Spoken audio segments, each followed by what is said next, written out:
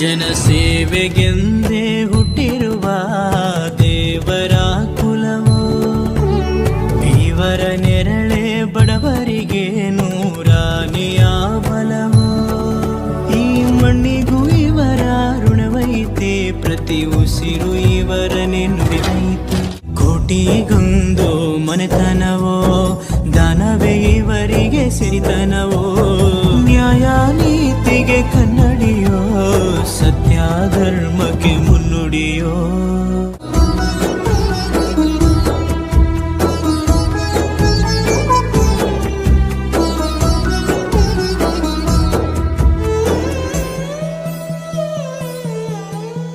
ಹಾಡೋ ಭಾಷೆಗೊಂದು, ನೀಡೋ ಮಾತಿಗೆಂದು ಶೋಭೆ ತರುವ ಜೀವನ.